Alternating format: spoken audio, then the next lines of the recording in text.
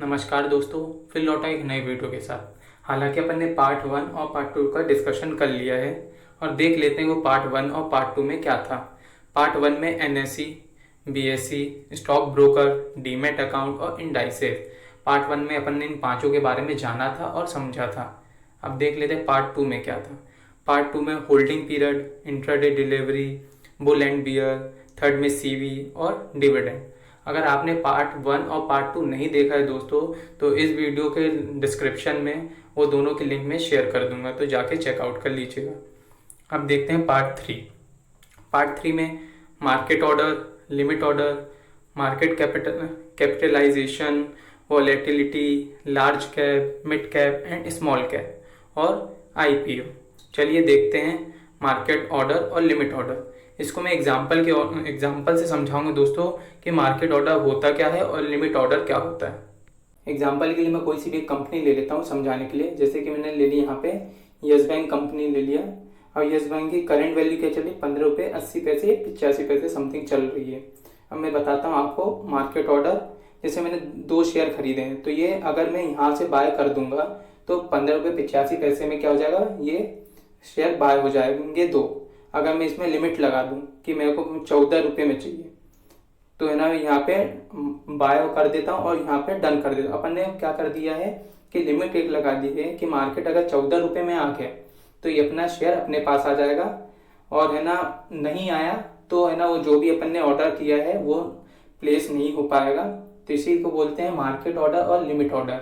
Market order में क्या रहता है, करंट वैल्यू में अगर आपने खरीद लिया शेयर को तो वो मार्केट ऑर्डर, और अगर लिमिट ऑर्डर क्या होता है जिसमें अपन ने लिमिट लगाई कि इतने रुपए कम होगा जब भी शेयर अपन खरीद सकें। अब सेकंड पॉइंट देखते हैं मार्केट कैपिटलाइजेशन, और इसे मैं एग्जांपल से समझाता हूँ आप लोग को। फॉर एग्जांपल, किसी भी कंपनी के शेयर की कीमत कितनी है, पर शेयर की 10 रुपये है और टोटल आउटस्टैंडिंग शेयर कितने हैं, 30 करोड़। तो टोटल मार्केट कैप कितना होगा इसका, 300 करोड़। आउटस्टैंडिंग शेयर का मतलब ये होता है कि पब्लिकली शेयर, जैसे अपन जैसे लोग होगा रिटेल इन्वेस्टर, उस कंपनी के शेयर को बाय कर सकें, उसी को बोलते हैं आउटस्टैंडिंग शेयर। अब थर्ड पॉइंट देखते हैं वॉलेटिलिटी। आपने देखा होगा किसी भी शेयर की कीमत एकदम से कभी बढ़ती है और एकदम से कभी लो होती है।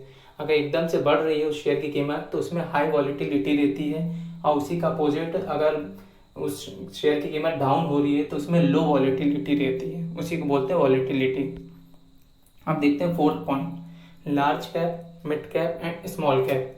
अब देखते हैं ये है क्या। लार्ज कैप की मतलब है कि 20,000 करोड़ के अबव जिसका भी मार्केट कैप होगा उसको है ना लार्ज कैप के अंदर रखा जाएगा। और मिड कैप में क्या रहेगा, 5,000 करोड़ से 20,000 करोड़ के बीच के मार्केट कैप हो किसी भी कंपनी का, उसको मिड कैप में रखेंगे। और ऐसे ही स्मॉल कैप में क्या होगा, 5,000 करोड़ से जो भी नीचे हैं जिनके भी मार्केट कैप, उन्हीं को रखेंगे स्मॉल कैप स्टॉक में। अब देख लेते हैं क्या क्या है, कौन से लार्ज कैप हैं। ये देखिए अदानी विलमार का देखिए मार्केट कैप कितना है, 56,627 करोड़, मतलब 56,627 करोड़ है। तो इसका मैंने जैसे ये बताया था कि लार्ज कैप में कितना होना चाहिए, मोर देन 20,000, मतलब 20,000 करोड़ से ज़्यादा होने चाहिए, तो इसका है। और साथ ही साथ देख लें टाटा मोटर्स में भी है ना 20,000 करोड़ से ज़्यादा ही है, इसलिए लार्ज कैप में आ जाएंगे। मैं एग्जांपल की समझा रहा हूँ कि 2 कंपनी मैंने बता दिया है कि कहाँ मार्केट कैप होता है और कौन सा लार्ज कैप है, मिड कैप है और कौन सा स्मॉल कैप है। बहुत सी कंपनियां हैं हर कैप में। जैसे अब है ना मिड कैप देख लेते हैं, TV18 ब्रॉडकास्ट, इसका देख लीजिए 6,035 करोड़ है। ये देखा ना 5,000 और 20,000 करोड़ के बीच में है। ऐसे ही गोदरेज इंडस्ट्रीज का 5,000 और 20,000 करोड़ के बीच में है, तो ये मिड कैप में आ गए। अब है ना देख लेते स्मॉल कैप, ये ब्रिडकॉम ग्रुप और डिश टीवी इंडिया का। मैं एग्जांपल के लिए बता रहा हूँ 2 कंपनी, बहुत सी कंपनियां हैं ना। जैसे मार्केट कैप इसका 3,603 करोड़ है, तो ये 5,000 के नीचे है। ऐसे ही डिश टीवी का भी 2,578 करोड़, ये भी 5,000 के नीचे है, तो ये है ना स्मॉल कैप में आ गई। अब देख लेते हैं लास्ट पॉइंट क्या है, आईपीओ, इनिशियल पब्लिक ऑफरिंग। मतलब किसी भी कंपनी को अगर शेयर मार्केट की दुनिया में उतरना है तो वो क्या करेगी, आईपीओ अपना लॉन्च करेगी।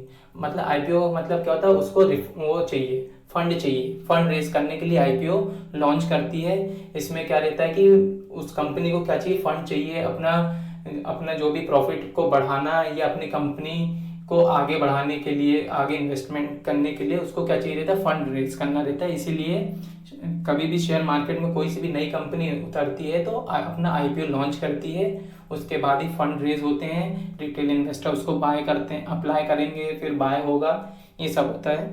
अब चलिए देखते हैं, अब आगे के नेक्स्ट 5 पॉइंट में है ना, फोर्थ पार्ट में बताऊंगा। अब देख है ना, और ये स्टार्टिंग की जो फर्स्ट और सेकंड पार्ट है उसके लिंक मैं डिस्क्रिप्शन में है ना शेयर कर दूंगा, तो आप प्लीज़ जाके चेकआउट कर लीजिएगा। Thank you for watching this video.